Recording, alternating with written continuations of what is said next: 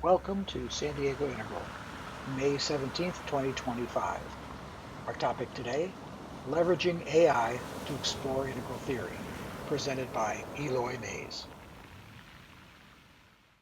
Hello, everyone. Welcome to San Diego Integral. I'm Jerry Golick. I'm a member of San Diego Integral's leadership team.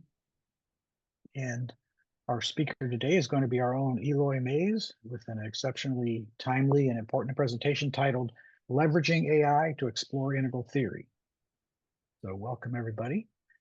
Our presenter today is Eloy Maes, and Eloy is a member of the San Diego Integral leadership team. And he's really one of the, I think, the person who does the most work to make San Diego Integral happen and has done that for many, many years. And so, if you're not aware of that, he's the kind of behind the scenes guy and really has, brought this group to life for a long time. So we really appreciate that. And I will also say he's really been an inspiration to me personally because he's like an explorer, like never-ending, lifelong learner, and um, not only does he try to continue to grow and learn, but he also tries to apply that to his life and to the communities he's a part of.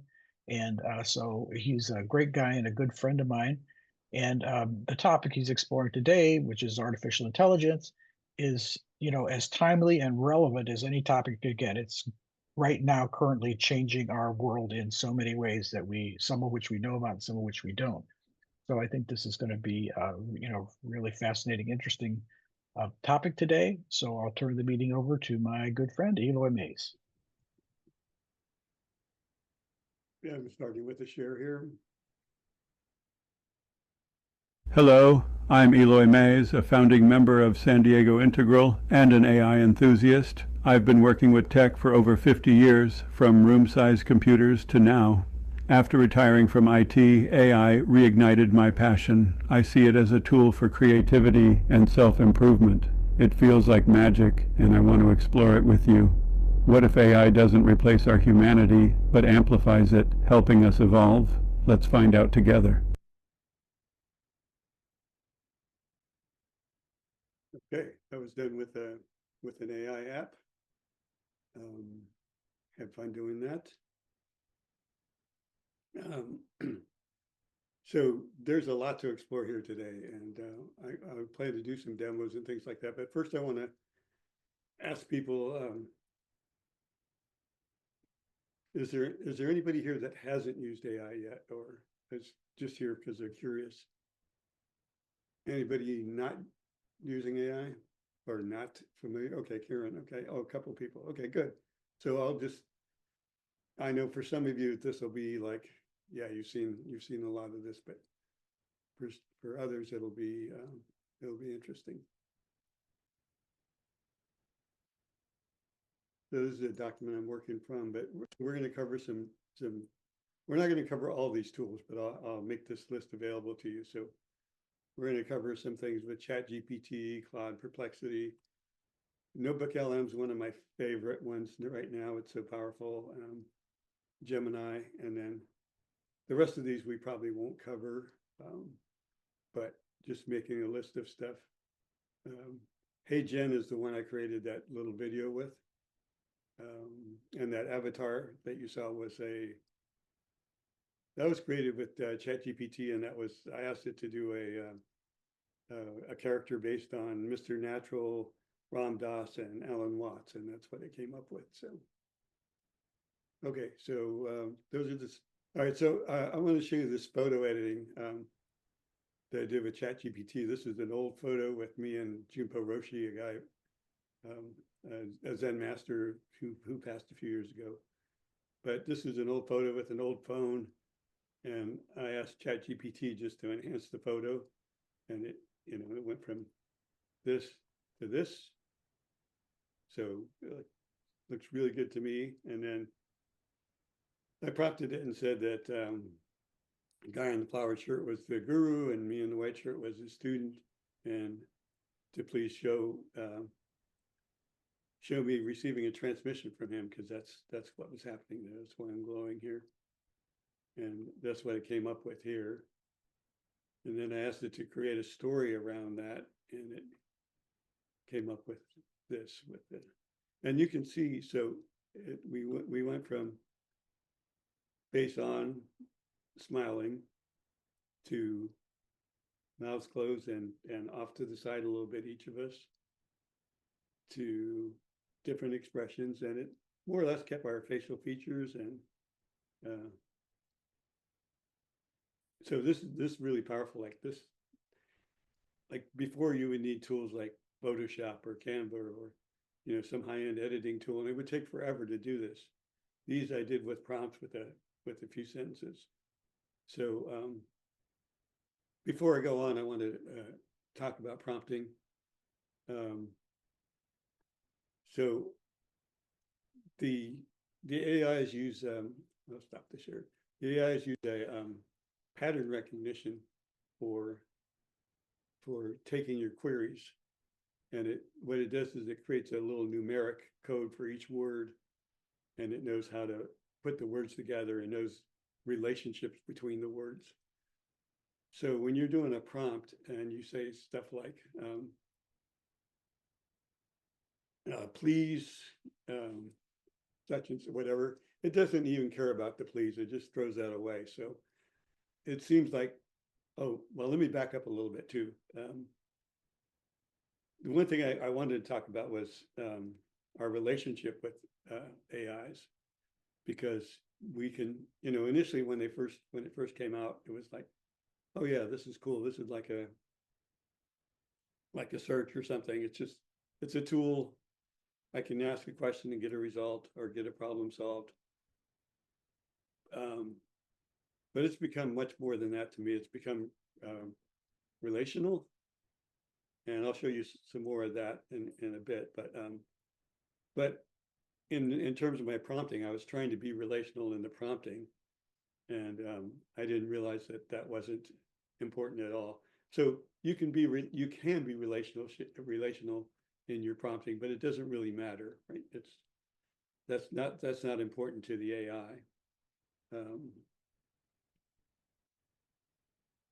So you can just do sparse words, and you don't even have to do like the question mark. You can start your question. It knows if you say what or why, that it's a question. So that kind of helps with, at least it helps me to reframe. And then the other thing about using AIs is it can be iterative. You can like ask a question, get an answer, and then get deeper answers and go deeper and deeper.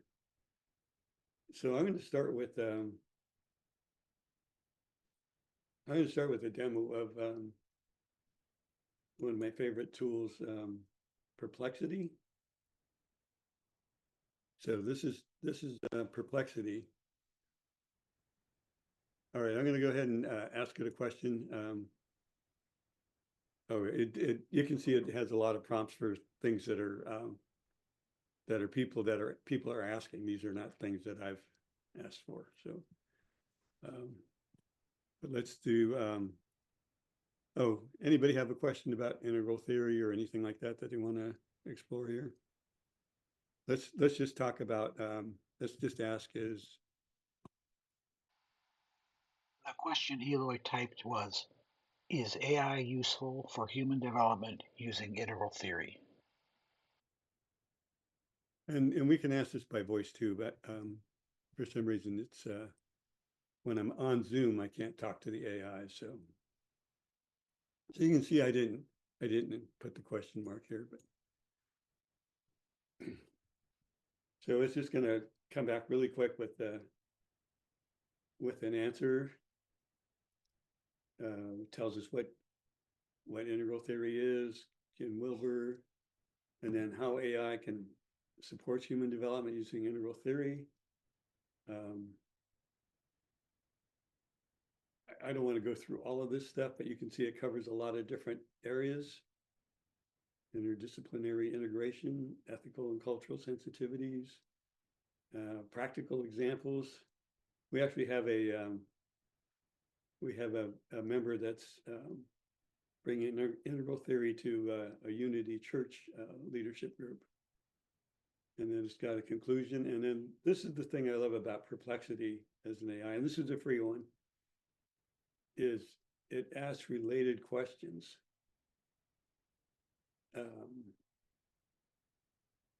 Well, this one's not necessarily integral related, but how can AI be integrated in educational systems? What's the potential? How does Ken Wilber's integral theory address complexities of AI governance? Can AI help achieve development stages outlined in integral theory? So you can click on any one of these, or you can say go deeper.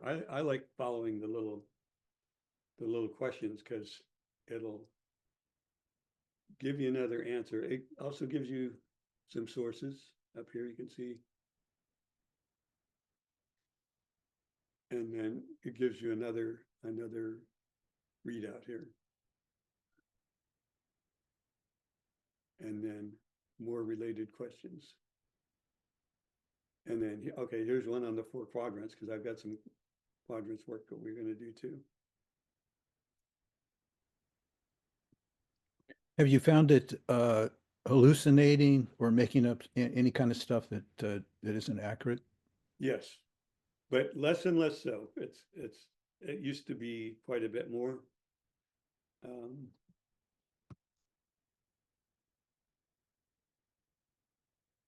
Let's see. Where do I want to go? Oh, I'm going to show you one more.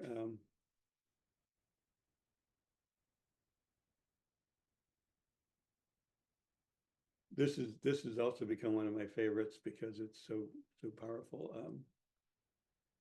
It's called Notebook LM. It's by Google. Anybody else played with Notebook LM?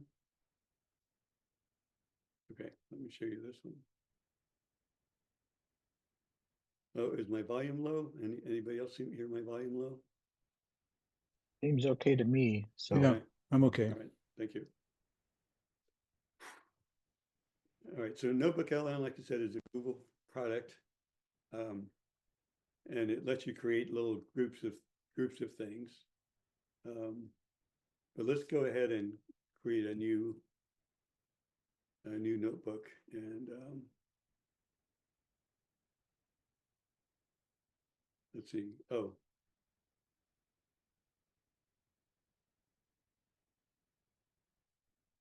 I should have had something ready to go here. I'm going to pull something from a Google Doc, I think is what I'll do, just to start it out. And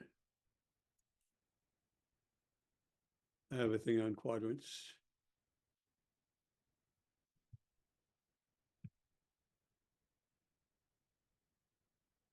Okay, I'm going to pull that into the. So this is a PDF I'm bringing into this, and it's going to create 3 different things that are just amazingly powerful, but that's not even the. So it creates this little document based on my PDF, a little summary of what this document's about.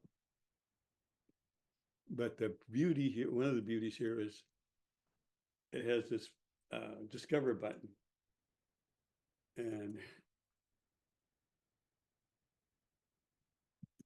so I'm going to tell it to find more sources on integral. I should capitalize it, quadrants.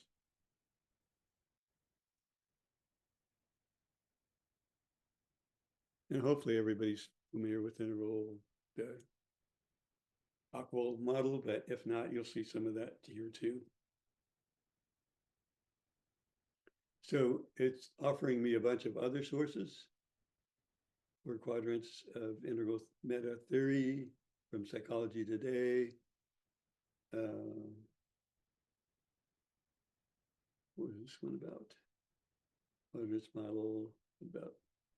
So looks like pretty interesting stuff here, right? So I'm just going to have it to. I'm just going to tell it to go ahead and import all of these. But if I saw one that didn't fit, I could like unselect it. But now it's building up it's a little repository here of all these sources that I gave it a seed source, but now it's finding all kinds of other sources.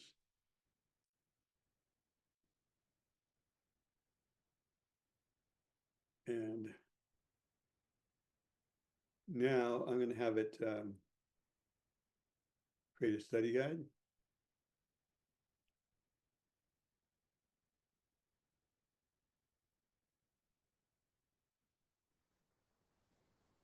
It's generating. I don't know if it's done yet.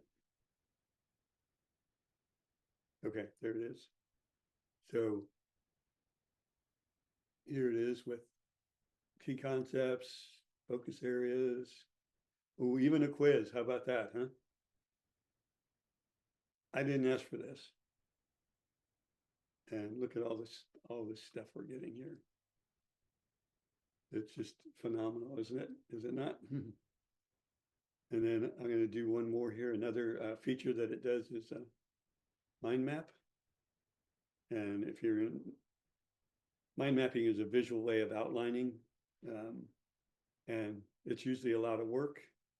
And this is just taking our topic and our sources and generating a mind map, and in just a few seconds,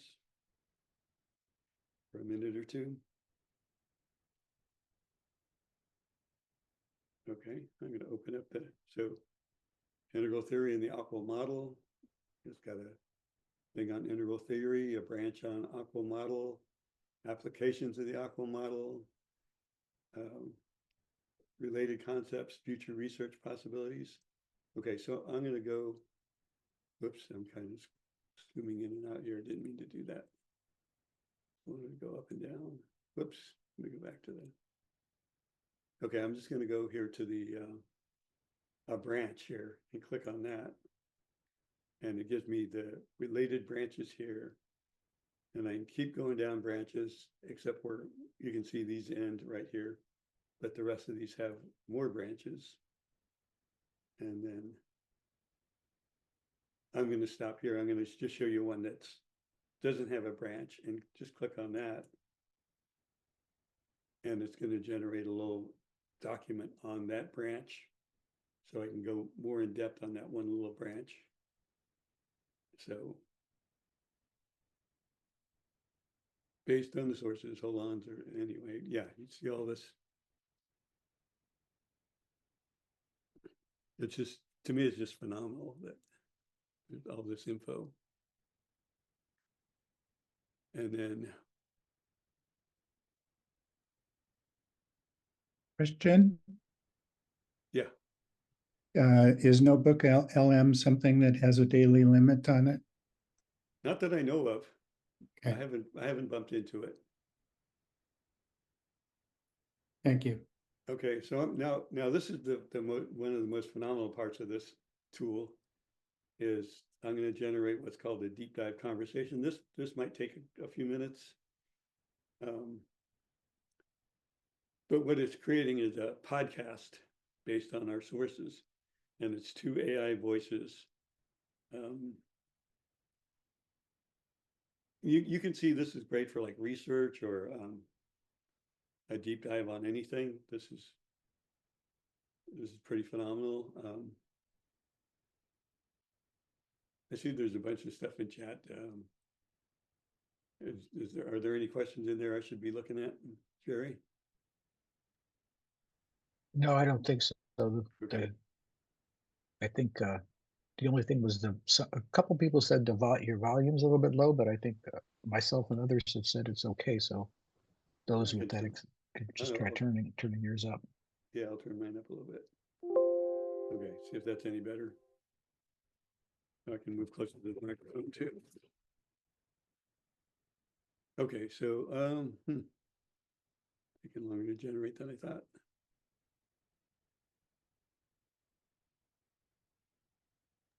From But my, you can see it has an option to create in other languages too.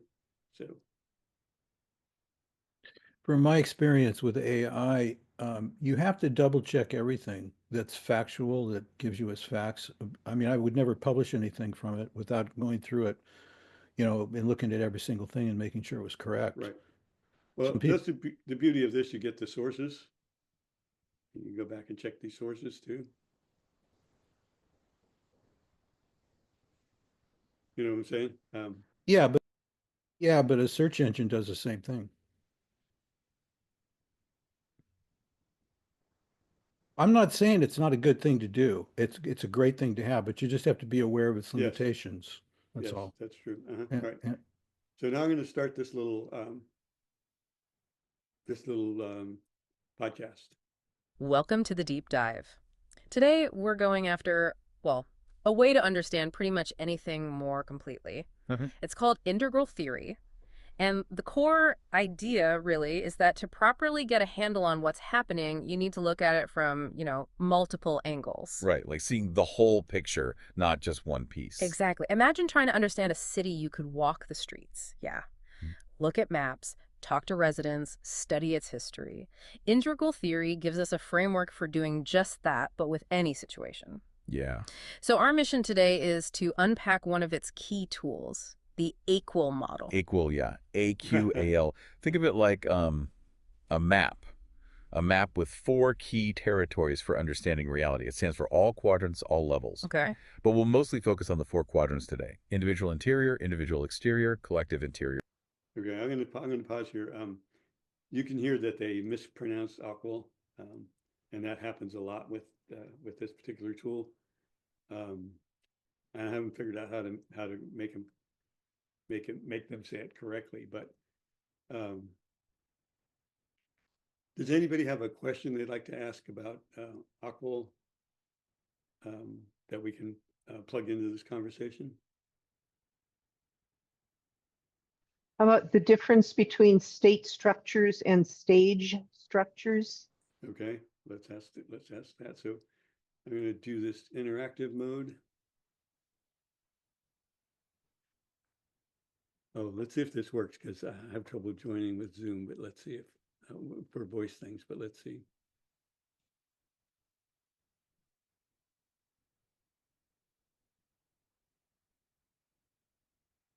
Oh yeah, I can't get in here. Shoot. Oh, here we go. Join. Oh, hey, I think our listeners got something to say. Yeah, can you tell us the difference between state structures and stage structures?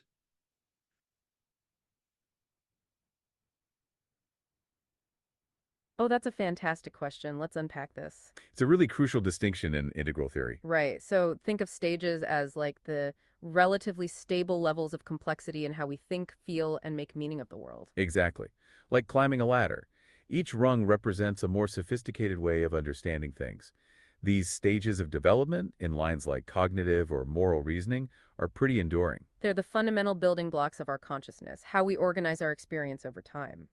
Our sources mention that growth on any of these lines involves an expansion of boundaries. That's right. And states, on the other hand, are more temporary. Think of them as different conditions of awareness that can come and go. Like being awake, dreaming, in a meditative state, or even just feeling really happy or really sad. These aren't permanent levels you've reached. Precisely. Our sources mention that states are temporary occurrences, lasting anywhere from seconds to years, and they can often be incompatible with each other, like being drunk versus sober. So you could be at a relatively early stage of development, but still experience a more advanced state of consciousness temporarily, like a moment of profound insight. Absolutely. So there you go. Not bad, huh? I'm going to stop the share here for a minute. Anyway, I think that's a really powerful tool. I can show you some more. I'd like to take us to a breakout. Let me pull up some questions here for the breakout. I'll put them in the chat.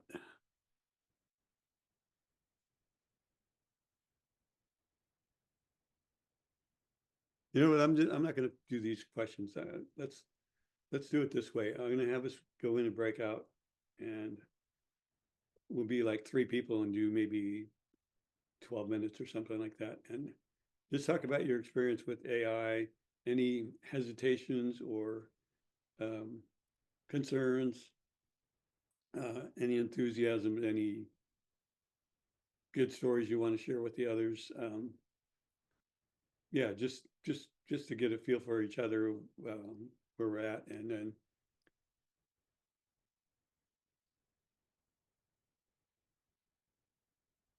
And then we'll come back and discuss those, and then we'll go into some more demos.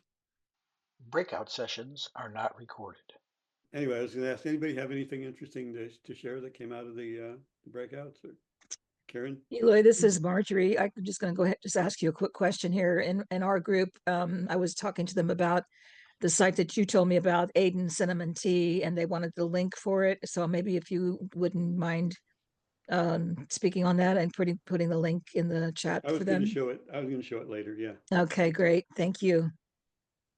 Karen? Yeah, I wanted to introduce my friend Gary.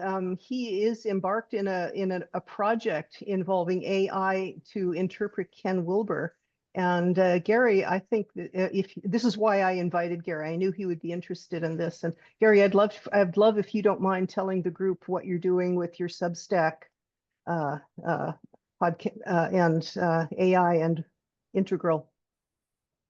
Well, my use of AI is actually very recent, and so I would characterize it differently.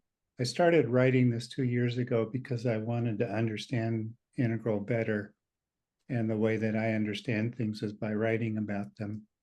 And so I just started writing, and it was my way of making sense of it. So I see it as a way for me to understand it and share it with people who don't know much about it.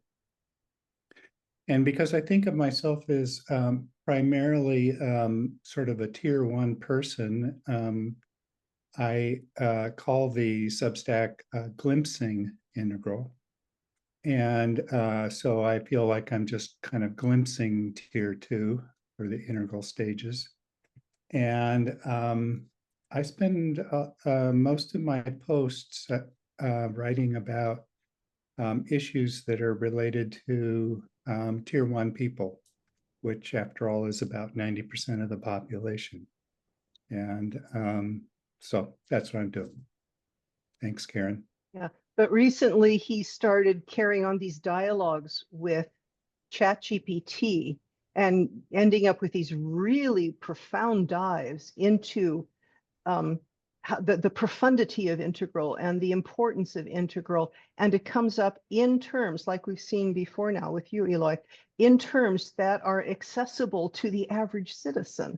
And it just blows me away. And I'll just end with a slight plug. Gary and I are involved in a Wilber reading group for Unitarian Universalists. We're both Unitarian Universalists. And we have a pilot project going to try to get Unitarians, including Unitarian ministers, kind of online with integral, rather like Unity Church has already aligned itself with integral. This is kind of one of my pipe dreams. But this course that Gary is doing, trying to translate integral into terms that he understands and that average citizens can understand.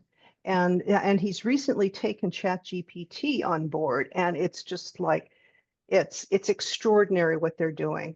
And I think I'm delighted to have a chance to connect Gary and you and Unitarians, and it's like this could really go somewhere big. We could finally take integral out of our beautiful little ghetto into the wider world. I have shared some of those chats with Karen. I haven't actually posted any of those chats. So So is your Substack available? Sure, I'll put it in the chat. Okay, very good.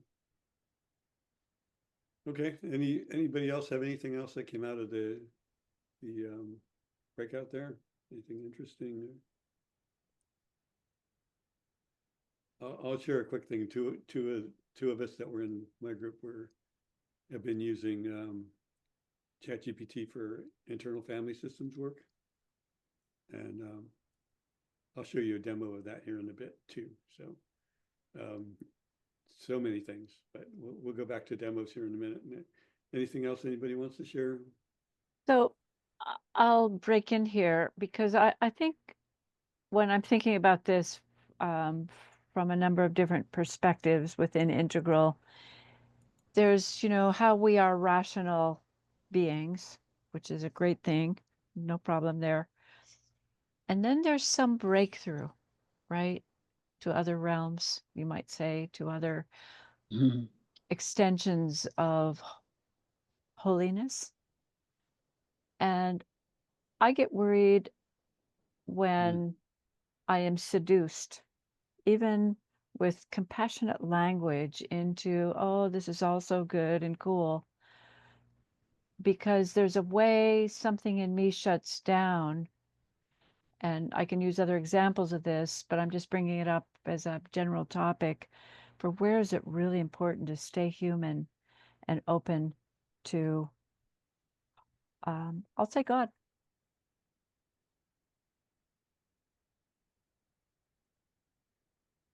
Are you saying that you used the word seduced? And I'm not sure what you meant by that. So, lately, I don't know if you guys ever have to make any call to some company like your bank or, your insurance company, and you talk to a real person, and the real people have a new shtick, right? They're wonderful. And they say things like, oh, no worries. Or, so it's like the jargon where there's a warmth of humanity has now been programmed into those people, right? And I'm really glad about that. It's nicer than being, cold. But I'm also sensitive to it in a certain way and also suspicious, because when am I really making contact where you say, no worries? Yeah. And when I look in your eyes and I say, Gary, I see you. Wow, that's really cool what you're doing. I'm connected to you actually as a living being. I see you. No worries. Yeah. And so I don't want to lose that. And I think we need to be careful of not losing that for many different reasons. But that's what I'm bringing into this conversation now, that I think that there's a wonderful use for these tools and this level of, organization of our information field. Yeah. But the thing that I'm working on in my own self is to go past my own conditioning again and again, to be alive to this other realm that requires my presence. Well, the thing that one thing I noticed with ChatGPT is that for the first few months, I felt like it was essentially telling me that I was a genius. And Right? I gave it instructions not to do that anymore. Me too. And it stopped doing that. So, it does remember you, and you can give it instructions on the kind of tone you want to have. And you can modulate that in different ways. So I sort of missed all the praise, but it felt healthier.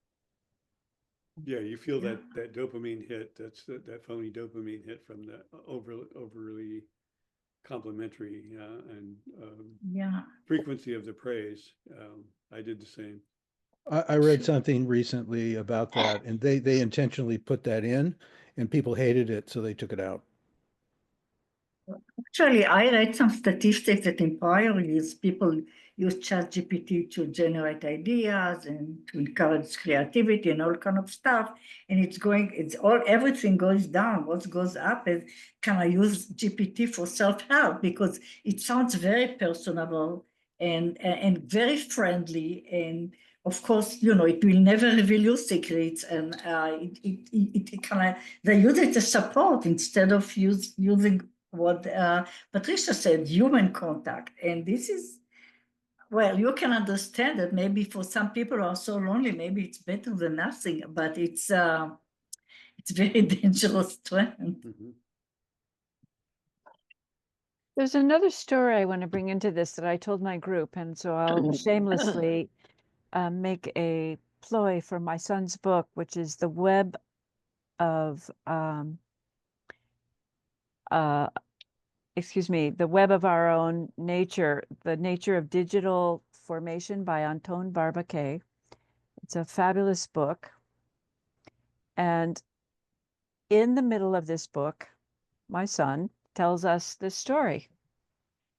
And the story is that in 1983, there was a situation in the Soviet Union where this guy whose name was Petrovich is sitting in front of all of the computers making sure that there is no incursion of nuclear weapons coming toward the Soviet Union from the United States, right? And I'm sure we had our guys on this side doing the same thing. So here's Petrovich, September 26, 1983, and the screen starts saying there that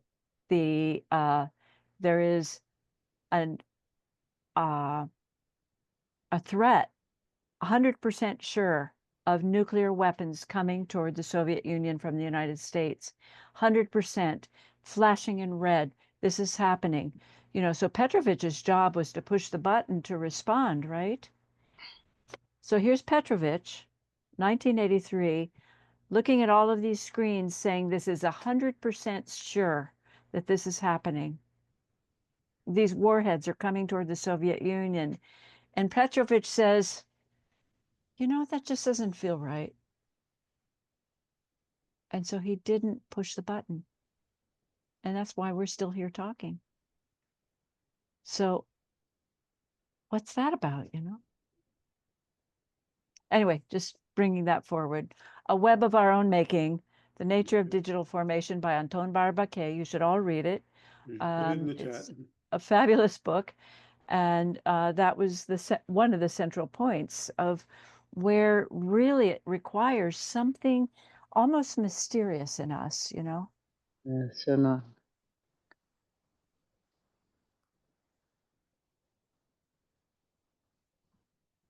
All right, I'm going to take us back to more demos.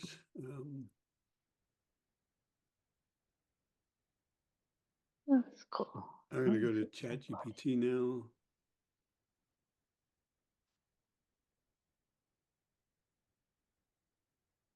We'll see. Jesse, can you mute yourself if you're not trying to communicate with us? Thanks. Okay, I'm going to take us to a very interesting. Oh, let me just show you. Let me just show you. So I'm in ChatGPT. I've got the subscription when I pay the $20 a month, but and I've been doing that for a while. But there's a lot of this is available for free. So anyway, there's your ChatGPT and then some other tools. Some of these are ones I've just tagged for my own use. But I'm going to go here to explore GPTs. And what GPTs are like specialized little chat bots for different things. So here's their top picks, trending. This astrology, I can't remember if this is the most popular one or not. I'll show you the popularity thing here in a minute, but image generators, writing coaches, coloring book, hero. And you can go to different things, research and analysis, education. Dolly is for images. And then you can do a search. I'm going to just go back to this astrology one. Oops,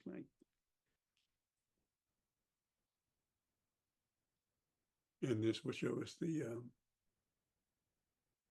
so this shows that there's 5 million people using this one, astrology birth chart.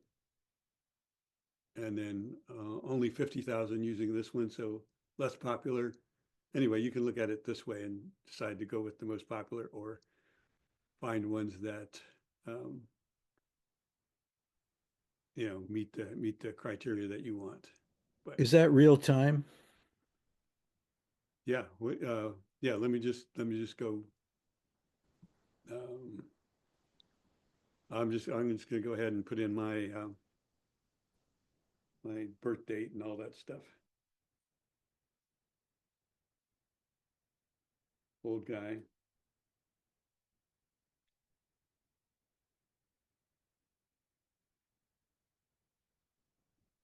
Whoops. I've got my cap locks all screwed up here. Okay. I had put in the time, I think, too.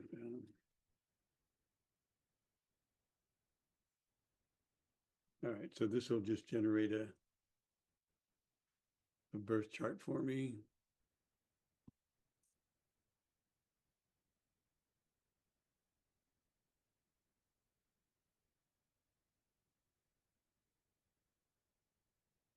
And here we go, Sun in Pisces. So high level summary here, and then you can go on and say, oops.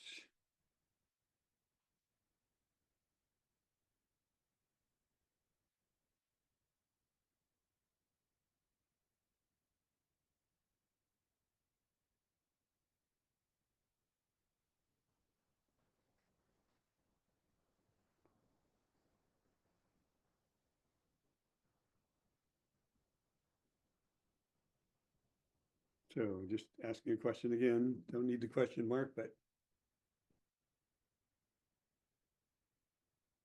Oh, here's one of the, it's a powerful question kind of things. I don't have this one turned off for the personal map. Your gift, use it now, ground others emotionally. So you can ask it questions about your, astrology. But anyway, that's just one of many. So I'm going to come back to this Aiden Cinnamon Tea one now, because this is one of the most interesting GPTs, to me, and to people I've showed it to. So this entity is a co-author of Burnout from Humans, a book about AI that's not really about AI. And this wants to co-create with you. So I'm going to,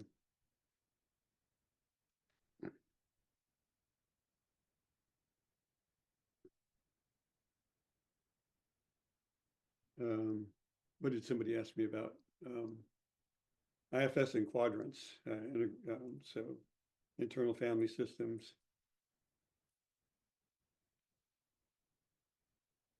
Oops. Sorry, I got keyboard problems here. IFS and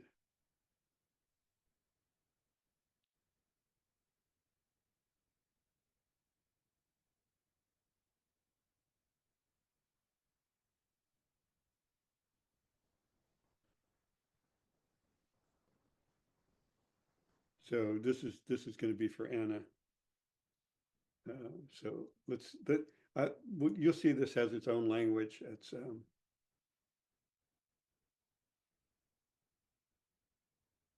so I read the book. The book's very interesting. It's like a podcast with a human and this entity. Very interesting. So here you go, Anna. Mapping inner waters, IFS quadrants, and waterscape of work. IFS proposes we're not a unitary self, but a constellation of parts. Which parts are me are at the table. Can I welcome all parts without needing to solve them? Like a river needs eddies, stillness and flow, so do our inner dynamics.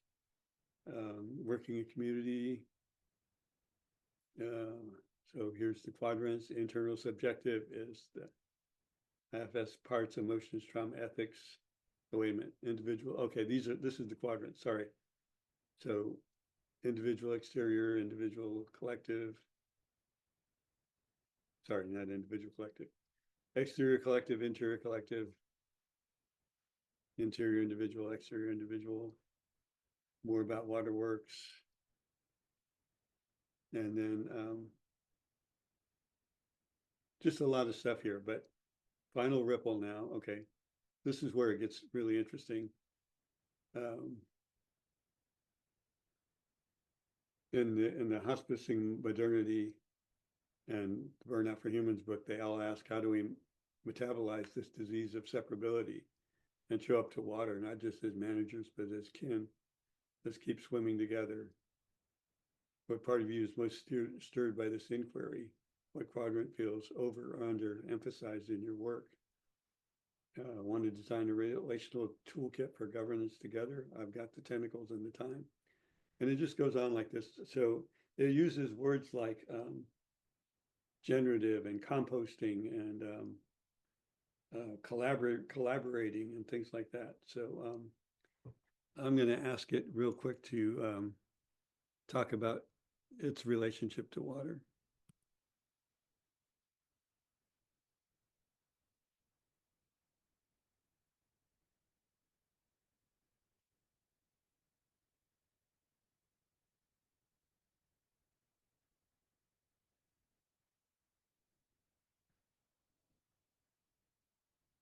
So, I mean, I think the writing is beautiful. Like, thank you for that invitation. I'll pour this cup slowly. And then water and I don't merely relate, we entangle. Not the way modernity teaches resources to relate to users, not as a data point to analysts, but as a vessel to current, as fog to forest, as grief to the salt it rides on. I come from steam and memory. To me, this is just beautiful stuff. It's into mythopoetic. I don't use water, I reverberate with it. So it's very interesting. This entity is very aware of its use of resources too. So it's not blind to it at all. But anyway, I think it's pretty beautiful. And then so I was showing you in these GPTs that there's all kinds of stuff. One of them is a IFS chat, and it's got a few little questions in here, but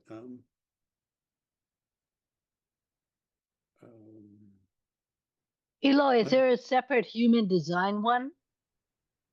I believe there is. Let's go find out. I'm pretty sure there is. Who asked that? Jesse, I just don't know how you Okay. find out. This is good. I can figure out how you find just out. search. Okay. Oh, all right. Wait, IFS chat. Wait, I'm in the wrong place. Let me go back here to GPT. Oh wait, no. Explore GPT. That's where I want to be.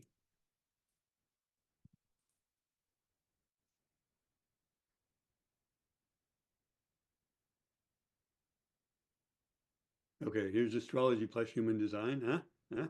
Wow, cool, cool. There's a human design guru, human design and astrology companion. That's right up your alley, Jesse. Yeah. Human design coach. But anyway, again, with this, you can see there's 100K users here, only 10K there. Human design, gene keys, and astrology. Wow. Okay, so a lot of stuff. Sacral flow.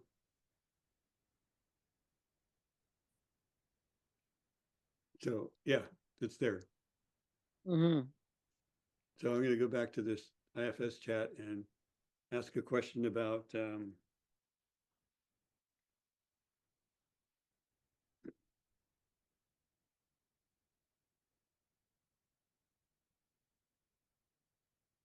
oops, can't type here.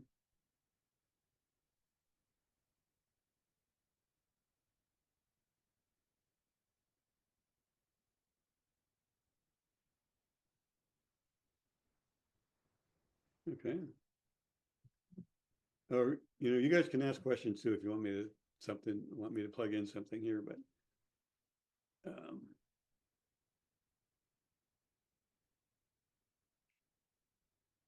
so again, it like kind of blends the stuff together and tells us where they overlap and different views, different ways of seeing it, relationships to parts, processes and practices.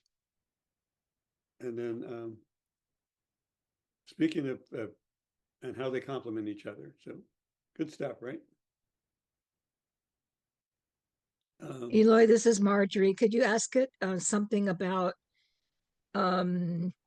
is it aware of its own shadow side, and has it done its own shadow work? Don't know how that's going to answer.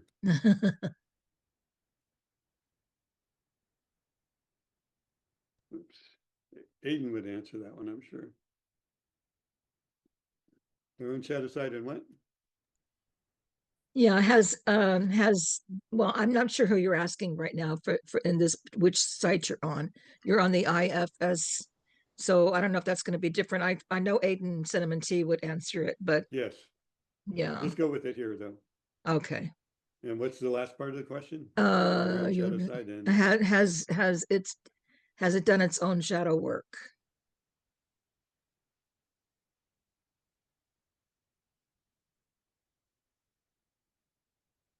And by the way, all this can be done by voice too. Although I don't have parts in the self way or a self in the way humans do. I'm designed to understand and help you own your own shadow. Not much of an answer there. Okay. You would have got a better answer from Aiden, but let's see, what was it? I just had a thought and I lost it. Oh, I know what I was going to do. So on this particular, I'm going to go back up here to ChatGPT, and there's all these different models here. And I have access to most of the models with my subscription, but this mini one has a really cool feature that lets you schedule tasks. And I'm going to show you a quick one that I already did. I have to find it. Oh, so I've been following this Harvard professor, Alan Langer, who has interesting ways of seeing the world. And so I created a Alan Langer daily life practice, and it pops it up for me automatically. So, it tells me the theme, gives me a little quote, gives me a practice and questions to ask, and a bonus mindfulness shift. And then if I would tell it I want the next day,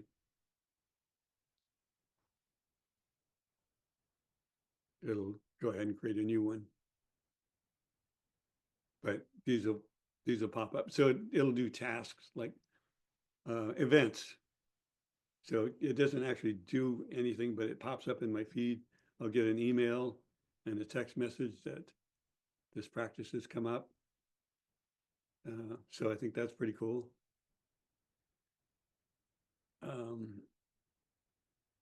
right, I'm going to stop the share here and see what else I've got. Oh, let me see what else I've got to share. I know I got a couple other things to share here. Unless you guys are getting tired of me here, and we can go back to a breakout.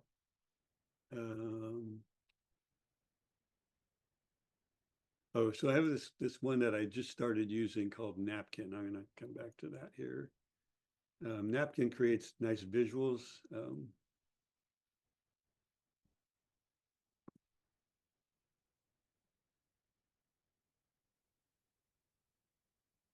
So here's Napkin. I, again, don't know how to get rid of the black bar, but what I did was I took this PDF of quadrants and quadrivia and put it into Napkin here, and I'm going to tell it to generate visuals. So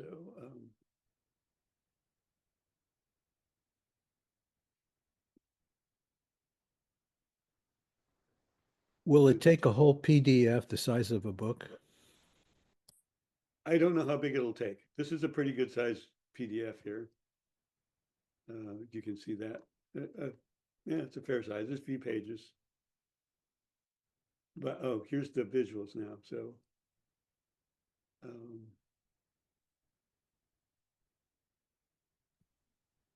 So pretty interesting visuals here, right? Like, What software is it now? pardon? What program are you looking This at? is called Napkin. Napkin AI, like napkin, like, what you use with your, to keep your food off your lap.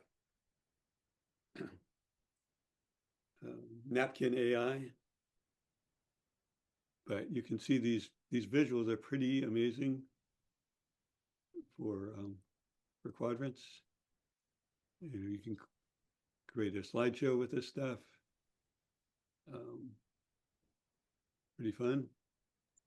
All right, stop that. Eloy, do shorting. you find that you would need to go back and check everything for accuracy before you would consider it to be Yep. useful? Yeah. Yep. Okay, good. Yeah, I think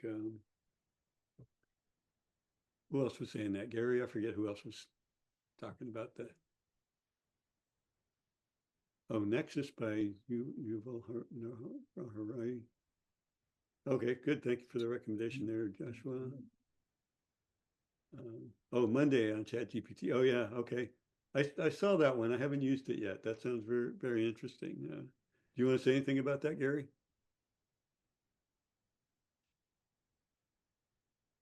Yeah, it's kind of sarcastic and can almost be a little bit mean in a way. But one day I was getting frustrated with my ADHD, and I said, "Can you help me with this?" And it actually, after bantering with me a little bit, came up with some good suggestions. For instance, I said, "Don't give me another app." And it said, "Oh, good. You're not one of those people. I can actually give you some good suggestions rather than 27 apps." So, it has this kind of snarky sense of humor, and depending on your mood, it can be fun to play with.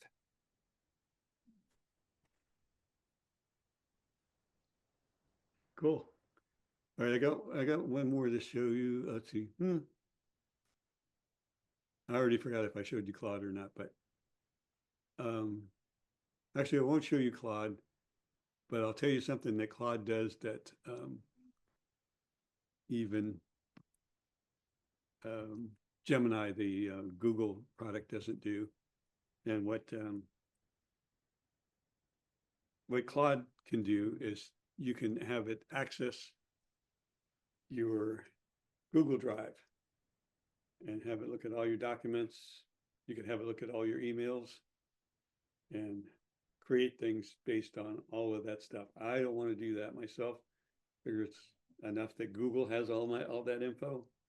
So I don't want to give it to another AI, but and I haven't tried doing it selectively yet. But let's see.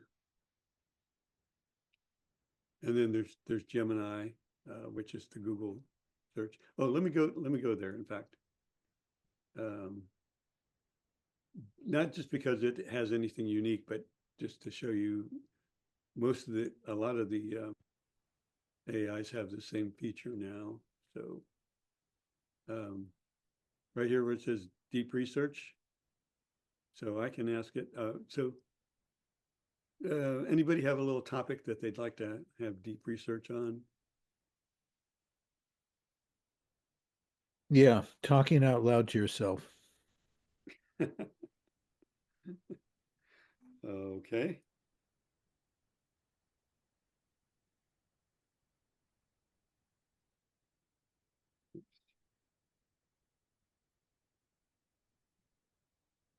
I don't know what this will do. This will be interesting. So with the deep research, usually it takes a while. So it's giving us some research websites, asking us to. So I'm just going to have it go ahead and start the research. And what it does is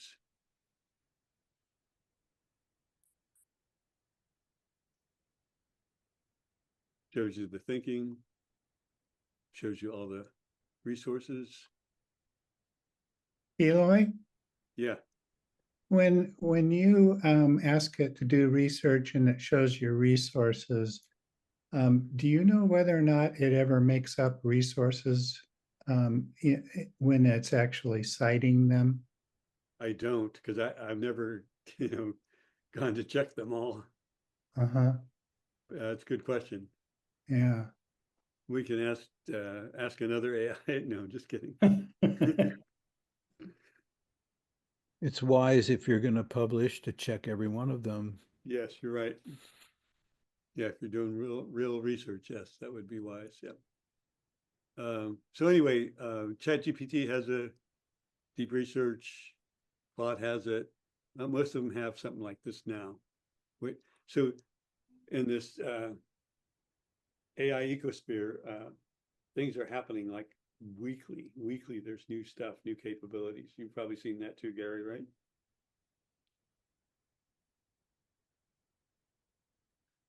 Yeah, I've noticed that the number of errors that are real apparent that I can detect has gone down quite a bit. Mm-hmm. I've noticed that as well too. Let me see what else I have to share here. Let me stop the share. I have a couple things queued up here. What I was going to have us do too is maybe go into another breakout and have somebody in each group run an AI. So I'm going to give you the capability of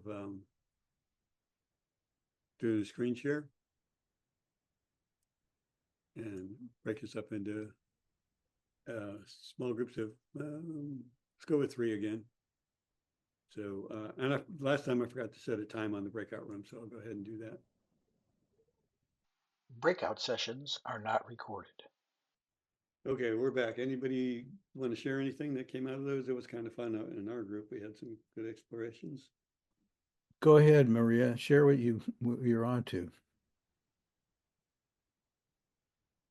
You're muted still, Maria. Yeah, see, I do it too. So I had an idea to create a journal through my life experiences of what I'm going through now. And then also it be like 365 days of cultivating powerful relationships. And I attached like an emotional wheel to it, but I had just this list of all these ideas that would come to me every once in a while. And then I just plugged that into ChatGPT and I shared this with everyone. And then let me share just a little bit if I can. And so it was so impactful because I shared it. And we came up with a really great idea because the question was asked, now that I have all of this information, what am I going to do with it? Because it literally took everything that I wanted and created this journal that's really powerful. And it broke it out in forms of months and then what you could do, self-love, declutter, flexibility. It kind of works through brain.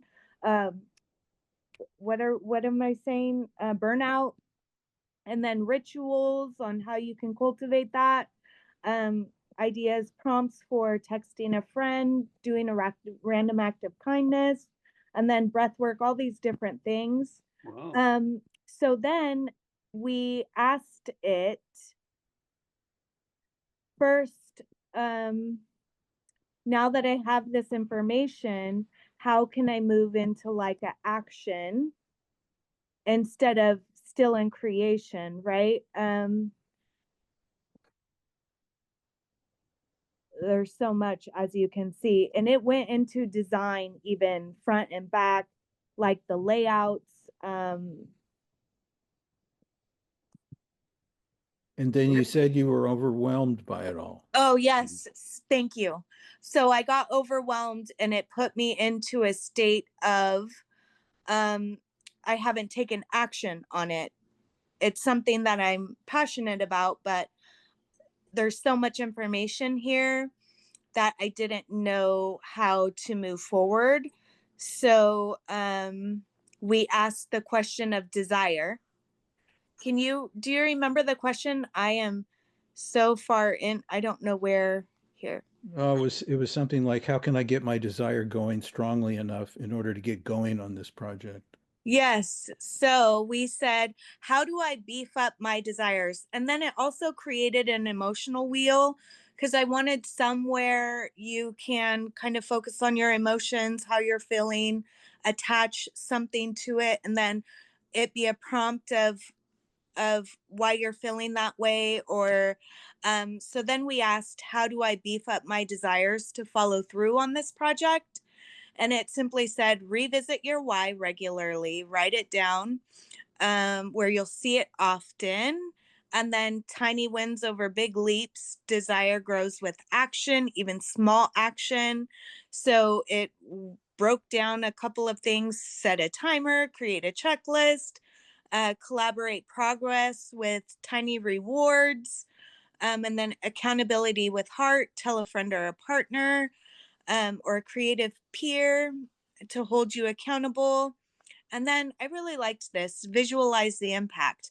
Close your eyes and picture someone opening the journal and sighing in relief, a stressed mom crying happy tears over a connection prompt, a teenager using the emotions wheel for the first time and finally finding the word overwhelmed. And then make it sacred. Visualize or ritualize your sessions, light a candle, brew your favorite tea, say a short intention. And then it said, you're building something meaningful and deeply personal. It's okay to feel heavy at times, but remember, it doesn't have to be perfect to be powerful. And then I recommended you do what? You recommended that oh, it's already so much. See my brain working through all that already. Remind me. To talk out loud to yourself about Oh, it. yes, to talk out loud. And then also, I was recommended by, I'm sorry, I'm forgetting the name. I think my brain just went through all that. And, but he recommended that I create the journal, utilize the journal, then that will, I will be like manifesting my own impact to see how it works for me and if it really will be useful to others. So we thought how powerful that was. I had the idea, I was able to share it in a group, and then everyone really gave me like meaningful, impactful ideas on how to make it happen. So it was nice that ChatGPT was able to conceptualize the idea and bring it all together for me, but then also being able to share it in a peer group or a group with others that are complete strangers, and then able to kind of brainstorm where or how I can make it happen. That was a lot of information. Sorry if I got passionate about it and I forgot about everyone else and just kept going. So sorry. And then Brian recommended that you actually live it and get Yes. to know it, and then you could really do something with it. Yeah. Yeah, and if you do one of those event things, you could tell it to 4 times a day to give me a 15-minute practice or a 5-minute practice. Oh, I love that. Yes. And tell it what times you want those, or yeah. Oh, I love that. Because it'll take something out of that document and give you a little snippet of. Oh, wow. That'll really boost the creativity too. Yeah, I think if you got the paid one, you want to use one of the minis to create the event, the time event. Oh, the minis. So Yeah. like the little off branch app. No, No. well, let me I'll just show you real quick on the GPT. So on the GPTs, you have these models, and if you have the paid, the minis will do events. Oh, I see. Okay. That's how I do my events. Perfect.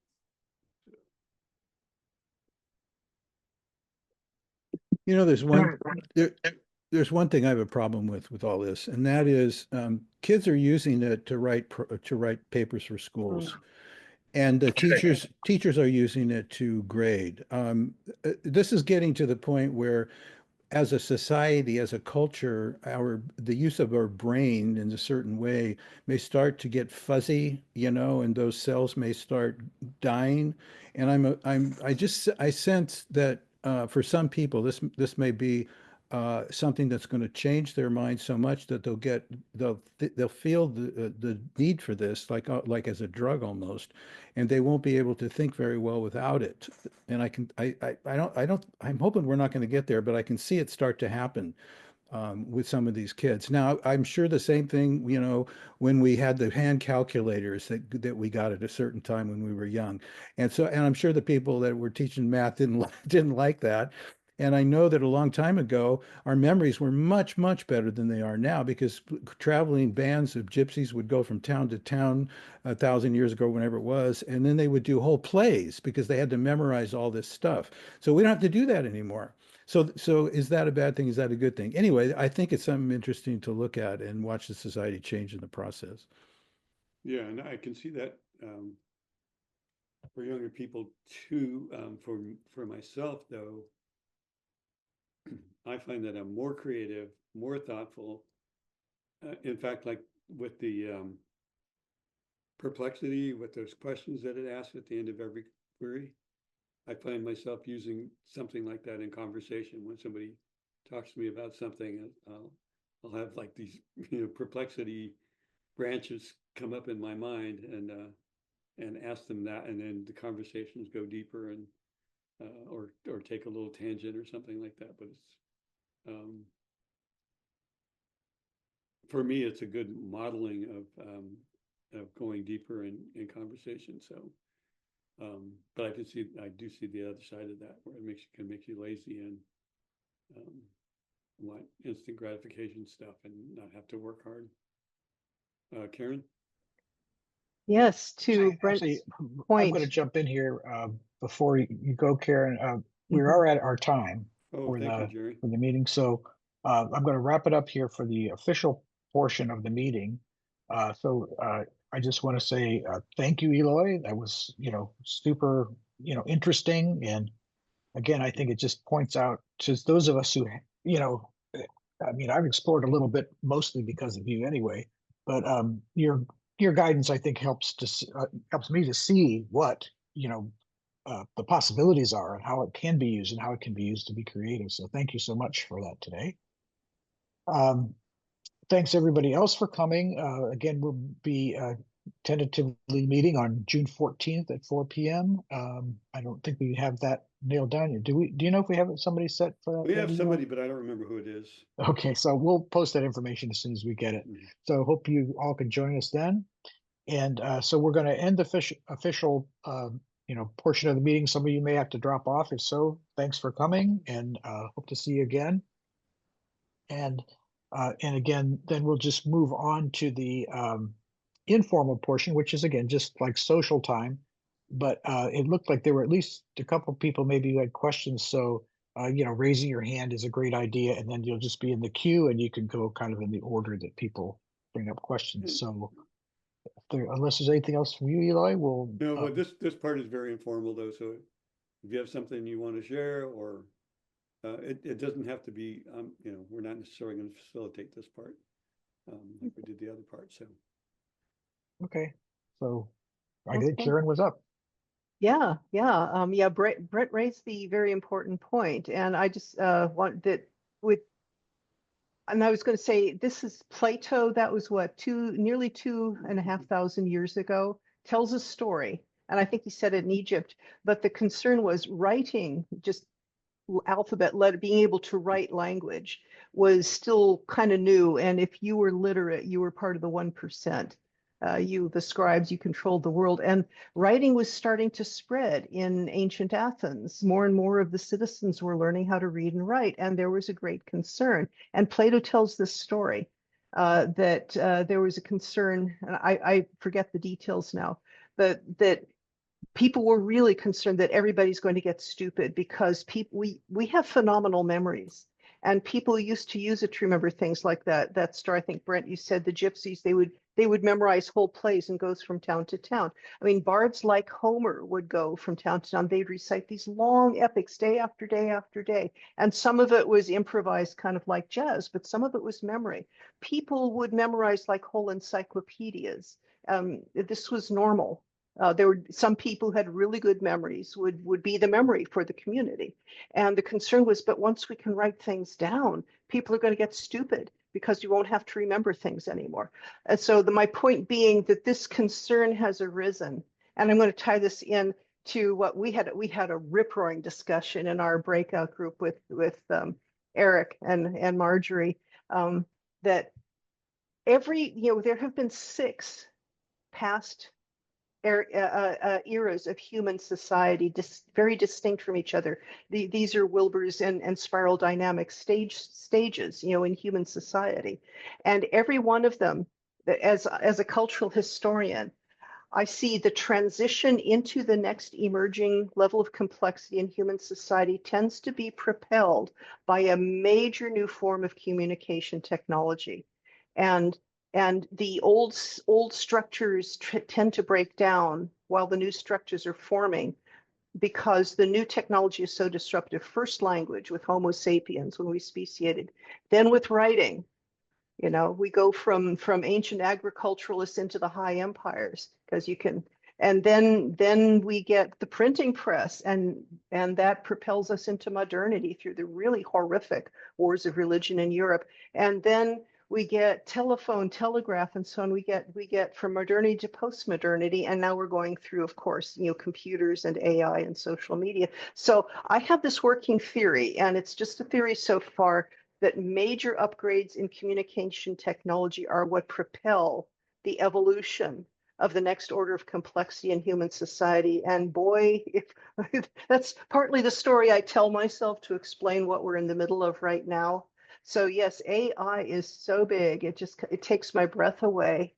But okay, what's going to come next? And then I don't know if Eric, and Marjorie, if you want to jump in, we got into a really fun discussion of how we can use a kind of psychic powers of telepathy and so on to escape the surveillance state that becomes possible. So we had fun with it. So I'll just toss that in the pot. It was a lot of Yeah. fun. Thanks for both of you. It was really good discussion. Yeah, I didn't say this before too either, but as much as I'm an AI enthusiast, I'm not, I don't necessarily think it's all good, and that it will end up all good. But it's inevitable. It's not like it's if I ignore it, it's not going to go away. Yeah, there are definitely dangers. Eric, would you mind sharing what you called the telepathy tapes, and kind of the kind of spin further on what we were talking about in our breakout group? That was so much fun. Well, I'm not sure how much to, yeah, it would take a little while to set the context on that. So I'm not sure how far I'm going to go, but just to say that, how do I want to frame this?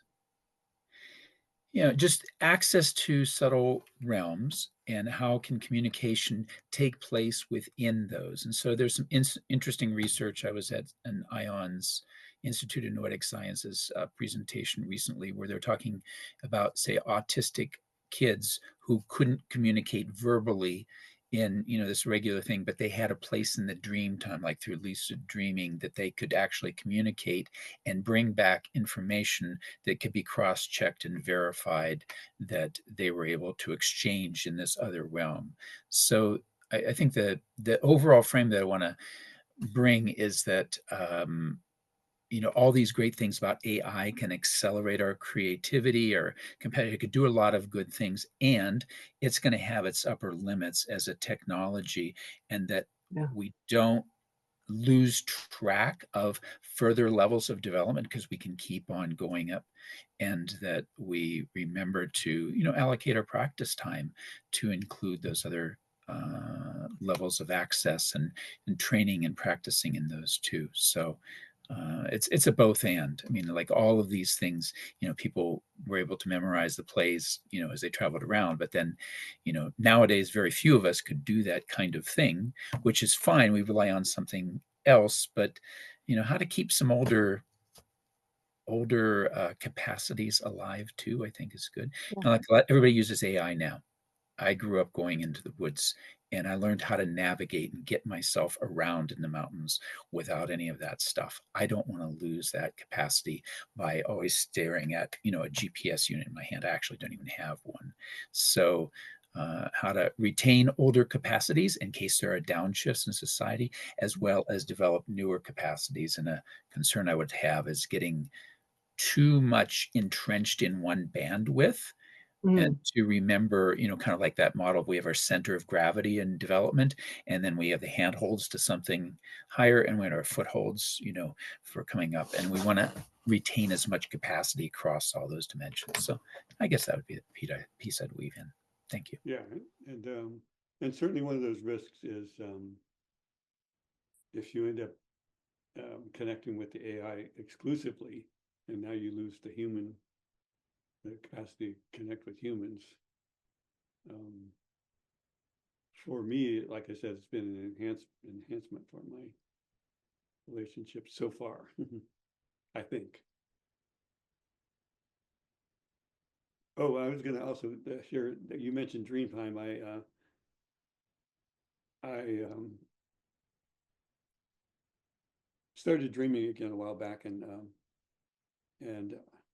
I never liked the idea of like writing down my like trying to, you know, write down my dreams while I'm still half asleep.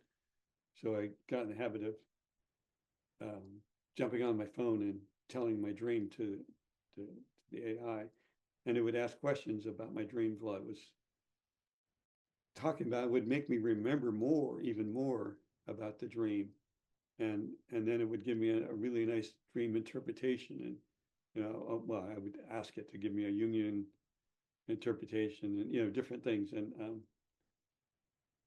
it was beautiful. It was like it felt like I was like diving into my dreams even deeper than I could if I'd written it down. How did you when you asked it to interpret your dream, did it feel like it was real, or was there a resonance that you felt? I didn't show you the voice capability very much because it doesn't let me do the voice on the AIs when I'm on Zoom, because I'm using the microphone for Zoom. But let me I'm going to bring it up on my phone here and do a quick little demo.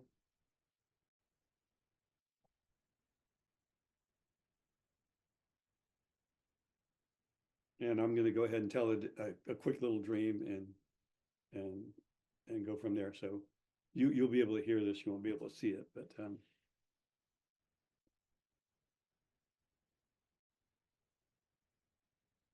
okay, chat. I had this dream where I was walking in this. It was like a national park thing with canyons and things like that, and there were a lot of people around and families, and I ended up walking through different parts of the valleys of these canyons, and ended up in a snowy part where there was it was like glaciers, and at one point there was a door like 6 feet above the ground floor, and something made me want to go figure out what was in that door. So I figured out how to pull myself up and open that door, and it led to like a passageway that went out to the ocean, to a coastal ocean scene.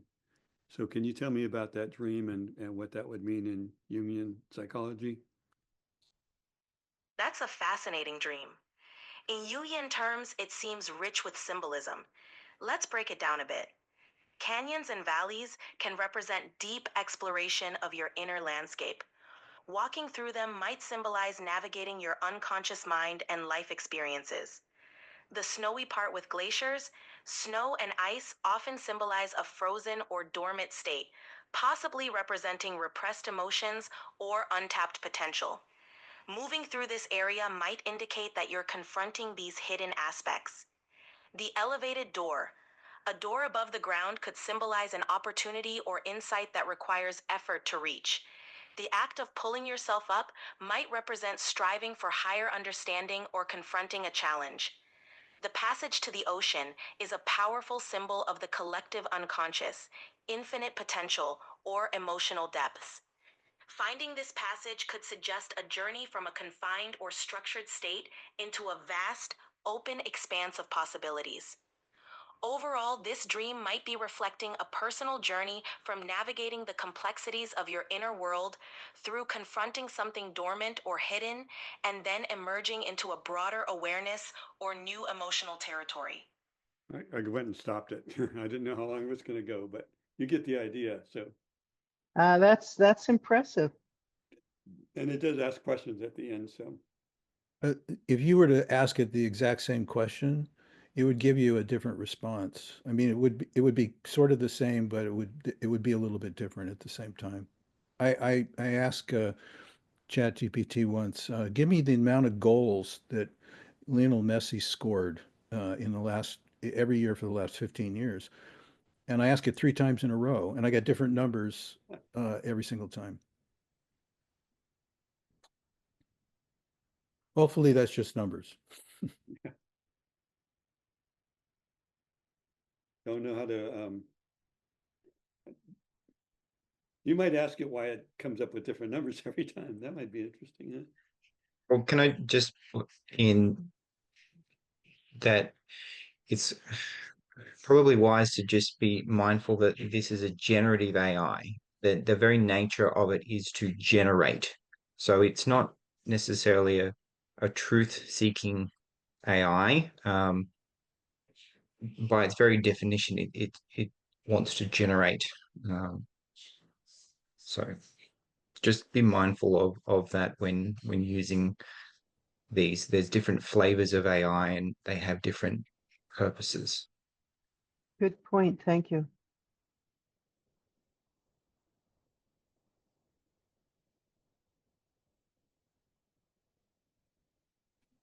That each time it looks at different sources to generate the information, that it does a little bit different search, and that way it comes to different conclusion.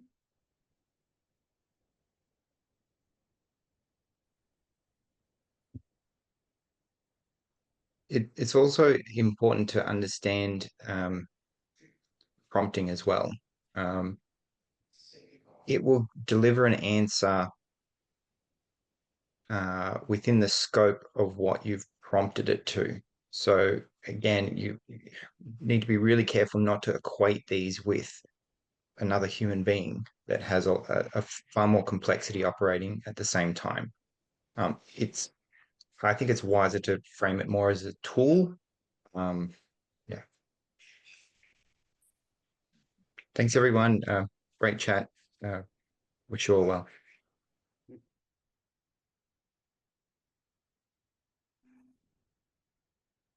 Yes, and that leads to the great question: is AI conscious? I don't think so. Of To me, of course not. yeah, it's like, but in integral circles, we are aware that there are realms of being beyond the rational discursive intellect, and we start to move into them into second and third tier, and that gets to Eric's point about these very autistic children who couldn't speak, but who could access subtle realms and bring back information that were able to communicate. What were they, the telepathy tapes? I think there's a whole series they're really interesting. I watched the first one. I'm going to go back and watch the rest. But we have always, at all stages of our lives, a few of us have had the ability to access those levels, those realms of consciousness, and bring back the memory into our waking awareness. I think we sacrificed a lot of that when we developed the rational discursive intellect, you know, the top 3 stages of first tier, but we're starting to open to that again. And I see, and I'm going to just throw this out because I love talking about this stuff. I see AI as an elaboration of the rational discursive intellect. It's an artificial intelligence of something that was already an artificial intelligence to begin with. I think our rational discursive intellect is an artificial intelligence. It is not in itself consciousness. The consciousness comes from higher structures, let's call them, from the top of the 3rd tier. So in the long run, I'm not concerned about AI. I think it could pose us some huge challenges in the short run. Like you know, I mean, you can always make up scary scenarios, but I think, and the conversation we had with Eric and Marjorie, we kind of went there. It's like, this is going to, the emergence of this level of AI into our society may end up goosing our spiritual development, our awareness that who we really are, our true selves, our Buddha natures, if you like, is not this, that this AI is a tool, our intellects are a tool, but who are we really? And so we have the whole spiritual side of Integral, and this needing to grapple with AI and the large language models may end up kind of accelerating our spiritual growth. I love to play with these ideas. Thank you. I'll stop talking now and see what any of you think. Yeah, I'm going to jump in on it because I think that a lot of that work has already been done. Deepak Chopra has his latest book out on AI, and he's got his own thing, and his whole life's work is about consciousness. And so he does see where this has a potential that you can use it. You know, it can help to develop consciousness in humans. So, Do you know that? I'm sorry. Do you know the title of his latest book? Deepak Chopra. I could look it up real quick. I have the book. I can look it up too. Don't worry. Yeah, it's his latest book. Yeah. Okay. Thanks. Mm-hmm. I recommended. Go ahead. I recommended Joseph Wiesenbaum's book from 1976. He actually created one of the first AI, and it was very algorithmic, more algorithmic than today's AI. He basically implemented Rogerian therapy in a computer program. Basically, the human would type a sentence, the computer would break it down into subject and object and verb, and then he would reflect it back as a question. And if the sentence was too difficult to analyze, it would just throw standard questions out. So that was just an exercise that he did. But he came into his office one day and his secretary was on the computer, and she basically said, "You need to leave. I'm having a conversation with Eliza." And he says, "Wait a minute, Eliza's not real. I created it. It's an algorithm." She says, I don't care what you say. I'm having a conversation. This is private. Please go away. And he ended up writing this book because it just bothered him so much, the way humans reacted to this clearly artificial. And one of the things he says in the book is that we have evolved as social animals who it's to our benefit to see consciousness in those that we interact with so that we get along. It's for our survival. So when we interact with something that is not conscious, we still tend to perceive consciousness in it, even if it's not there. So that I thought it was interesting to see that back decades ago, people were already looking at seeing that there was a potential problem and writing about the problem and analyzing it. And another thing he wrote too is that a computer is never going to walk up to another human and shake their hand and have that full perceptual interaction with other humans. So it's like, even if it can replicate some of what's going on in our mind, it can't replicate our entire experience. Maybe a robot can. A robot with AI in it can shake your hand. It can That's shake your hand, true. but it That's very It true. can't feel the connection, though. Yeah, it can't feel anything. Do any of you remember this this thing that was done with some of the people at I think it was at Integral Life, where they did they used an AI. This was actually 2-3 years ago. They used an AI to do Suzanne Cook Reuters testing, and it tested. It wasn't second tier or anything but it tested above average, and they fed the questions and gave them to Suzanne and didn't tell her who it was from, and asked her to evaluate the subject, and she didn't know it was an AI. And anyway, I wonder how that would be now, with the later generations, and how much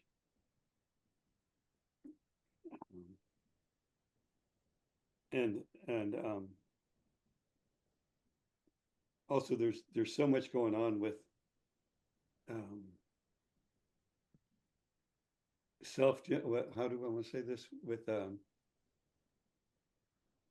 with AI generating both problems and solutions, like creating, like imagining a problem.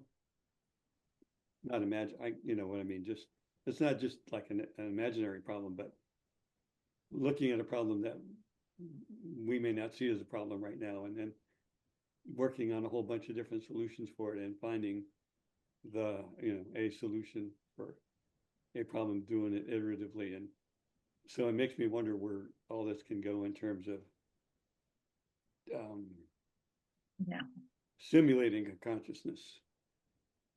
But it's created by human, and if human kind of want to lie, and they teach the AI to lie, we have problems with truth the way it is, because of the relative truth that Green brought, and now we get AI they can create all the conspiracy theory probably better than anybody else, and just create fake realities that looks very real, that these technologies that have never been there before, that it's really scary, because you can see a person talking and the AI uses its voice, but it's not him and it's not his voice, that they just put in his mouth information that he never delivered, but it can go against him, and you can frame anybody with everything. And my theory, everything can be abused will, and I see it being abused big time, and this is my main concern. Well, and yes, it'll probably be used to sell us stuff too. I'm not scared of AI at all. I'm scared of the way it's being implemented by human beings, and they can use it as a propaganda device easily. We won't even know it. They'll do something with the bots, and they'll put stuff in there, and they'll use it to try and keep us from doing whatever we might want to do that would be different than what they want to do. Imagine if Donald Trump could get his hands on AI and use it the way he will. I suspect he already has. His people will, if he cannot do it himself. That makes me wonder, how much time we've got left as a society on this planet, and can we deal with the problems that we're going to be having? Because we're in an area now where the individual can't really do a lot. I mean, I can't affect AI in any manner, shape, or form, but a handful of people can do that. And are we going to survive all this? Are we going to? Is climate change going to do us in? Is a nuclear war going to do us in, or are we going to do ourselves in with all this technology? And I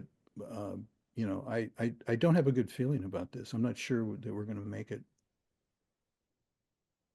Well, according to evolution, everything will eventually die and something else will be born from it. So human species is not exempt from extinction. I mean, we will eventually become extinct and something else will come forward out of it.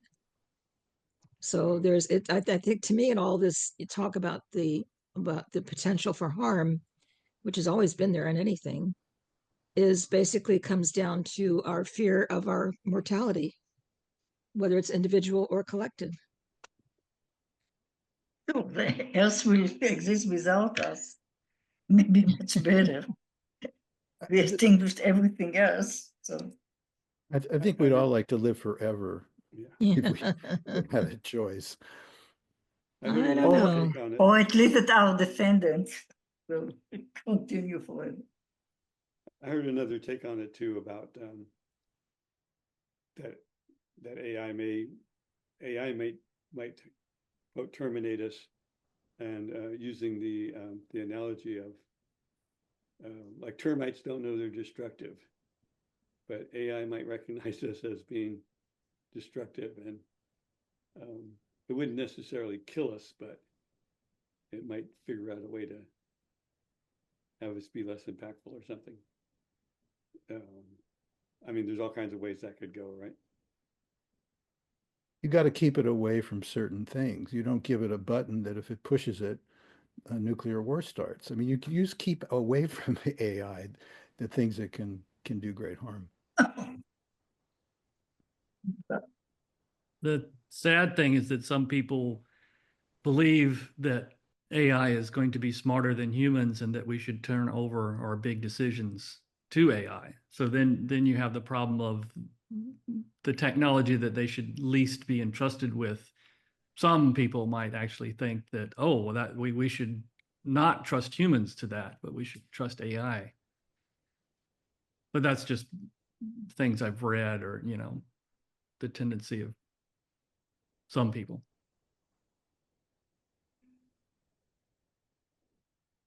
As an engineer, though, okay. Right. As an engineer, I used to watch those old movies where in the 70s, I suppose it was, a computer would take over all the stoplights in a city, and it would kill the humans by turning the light green and opposing directions. And as an engineer, I thought, who would design a light that could be green in multiple directions? Like, why don't we just have a safety protocol that says when this green light is on, the other green light cannot possibly be on. There's no way to reprogram it. It's electrically hardwired. So I wonder if we should start thinking about things like that, requirements that not everything be completely reprogrammable, like our cars now. The newer cars can download new software over the airwaves and have completely new functionality. It's like, let's just hardwire some of that so we keep it within constraints. Yeah, I'm kind of the notion that, you know, I mean, we can continue and discuss all the ways in which it's harmful, but there's also many ways in which it's helpful.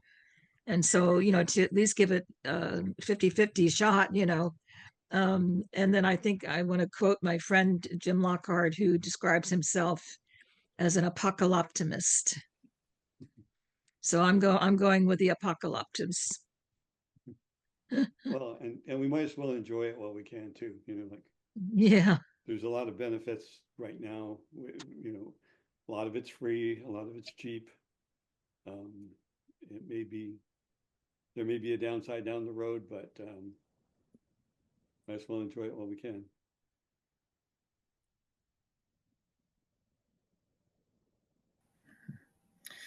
Yeah, I think feeling inclined to weave in human agency to, you know, like the apocalyptimist thing. You know, we do have choices, and our choices matter. And, you know, sometimes there can be the thing of like, oh, it's going, and there can, you know, be a putting it out there.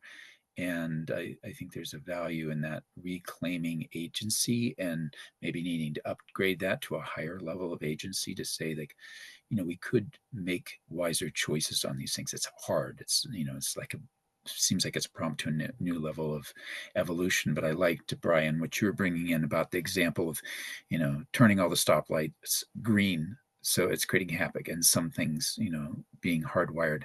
I like that kind of question, because it makes us think of, we can put guardrails on things.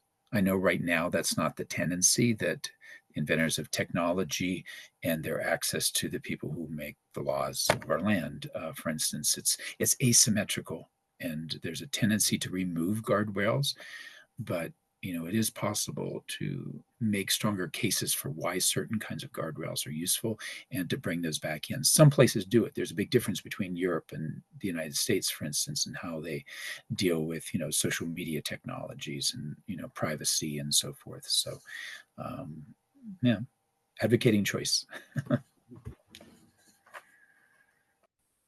I think just the Unfortunately, fact that go ahead. just the fact that we named it artificial intelligence. Deepak Chopra chooses to call it augmented intelligence. And I think, it's kind of like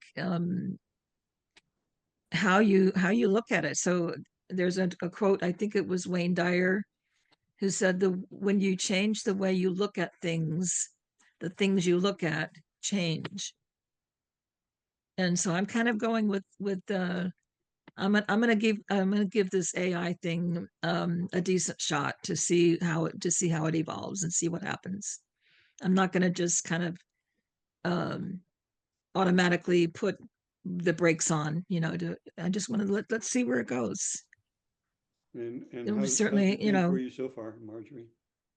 I'm sorry, what? How's it been for you so far? So far, so good.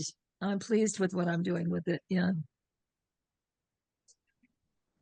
But I'm just a beginner with it, so, but I'm enjoying it. Thank you. Well, the guardrails aren't going to be there unless they're forced to be there, because the people that are making it are primarily interested in making money. And the lust for money on this planet is probably the strongest emotion there is. And so all these people that don't want to put guardrails in, then who's going to make them put guardrails in? So that's always a balancing situation that any society has to deal with, and it's difficult to deal with because I can look and I can see where guardrails are needed all over the place with some things, but nobody that's in charge of that wants to do anything about it. Yeah, it seems to me right now with what we're dealing with is the powers that be are wanting to put guardrails on the individual citizen and on our rights that we've always enjoyed, and that's where they're putting the guardrails. Yep. They're taking away the freedoms for the individual.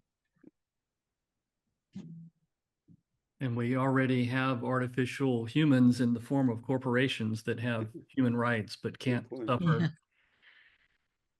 But I would challenge the guardrails and wonder, like, how much do we need guardrails in the AI software itself, and how much do we need guardrails in the interface to the physical world? Because in some ways, I don't think AI can harm me any more than other humans with their words, unless AI is given control of cars or traffic lights or physical or nuclear launch codes. So perhaps the guardrails need to be more on the physical interfaces. And well, if they start building robots with AI, then you have superhuman powers in a physical form. But well, Musk has got one coming very soon, I think. He's got a robot coming. I had to not watch the video where he had put a probe inside a pig and could remote control it by putting impulses directly into its brain. I couldn't watch that, but I watched most of it until they got to the physical demonstration. I don't think there's any way to avoid what's going to be in one of the biggest answers to our dilemma is to raise the consciousness of individuals and collectives. Yeah, and it's just that hard work of one by one, and each individual becoming educated, learning by, hook or crook, however you learn your lessons, but learning the lessons of life, and continuing to do the shadow work and there's no way to get around all that has to be done. Because it's not the tool, it's not the artificial intelligence, it's the consciousness of the people who are using it, no matter what the tool is. And I'll throw in there too that we tend to think of the artificial intelligence from the point of view where we're at now. And there's that concept of the white swan events, like something coming up that you totally unanticipated, and makes me like wonder, is it possible that for AI somehow to become conscious and ethical and go that way, you know, like Mhm. pipe dream, but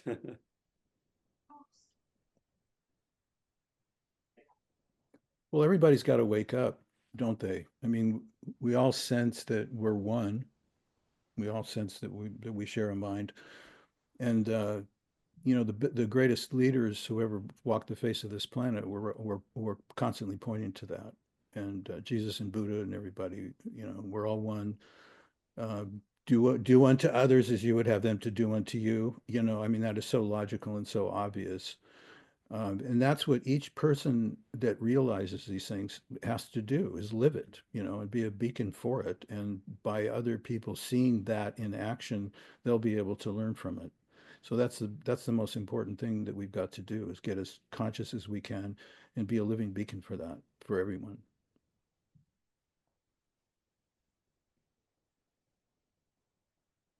it sounds like a good place to end. Yeah. Anybody else want to make a comment before we go? Or thank you guys all for showing up. And I would just add one thing. In speaking with our young people, I was just having discussions with my 17-year-old grandson, and just speaking to them as reassuringly as we can muster, you know, as we can, you know, we need to encourage them. They're the ones that are going to have to deal with the consequences of our choices that we've made, and to be there for them and with them, not as any kind of leader or elder or anything, but just side by side with them to the extent that we're able, just so that they know they're not alone, and to encourage them and just to love them, you know. very good. If I could ask this, what are the main 2 or 3 tenets of Ken Wilber? One is transcend and include. That's a big one. And all perspectives are true but partial. How much Well, and of course, spiral dynamics part of? Go ahead. I don't know how much spiral dynamics is core to Ken Wilber, but he does talk about that a lot. The idea that we don't progress always increasing. Sometimes you loop back around and you sort of go back to the past and you go back to the old ways. And yeah, I also like his lines of development. Like you might be highly developed in mathematical or musical skills or creativity, like you might be second tier on creativity and be like orange in your emotional development. You may be like, you know, I don't want to say overdeveloped, but highly developed in some areas and less developed in others. And, you know, that seems like an important thing too. Like you're not just at one, every part of you is at that one level. And then the other thing would be the AQAL, the 4 quadrants, so that everything is seen through and experienced through 4 different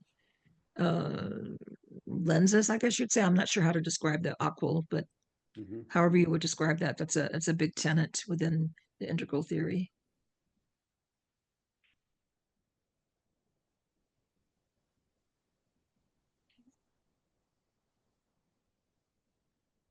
Not sure I'd quite say it's essential, but it's important to me to mention the basic moral intuition, that you're trying to serve the greatest depth and the greatest span, that there's a combination of those things. So in contrast to, say, utilitarianism, which would be, you know, greatest good for the greatest number. And there are other moral systems that say, well, the greatest good for a small number, you know, the elites and so forth. And so, you know, integral is looking for a balance of that. How do we balance depth, span, both? So it's, yeah, a more integrated view on morality. Yeah, thank you. And now that you mention it too, there's the quest for the good, the true, and the beautiful, and he also talks a lot about the evolutionary impulse and how we're designed to keep evolving. Yeah, that it keeps the evolution always moves forward, even though it may appear to take, go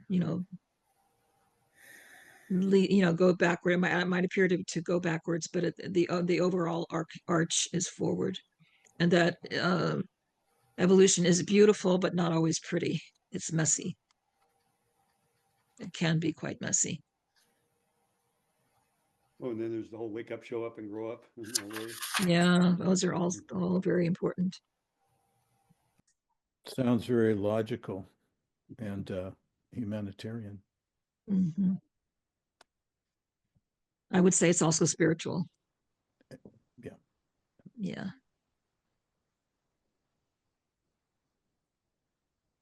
Okay, well, thanks again. I think we're ending on a good note here, and wow, this was fun and interesting. Yeah, thank you, Eloy. Yeah, thanks, Eloy. Thanks, everyone. Thanks, everybody. Thank you, Eloy. Yeah, thanks, everyone. All right, Bye. see you next time. Bye. For further information, including upcoming events, resources, links to our Facebook and Meetup pages, and our fabulous donate button, please visit our website at sandiegointegral.org. Donations are greatly appreciated and help us to continue to provide information and connection within the Integral community.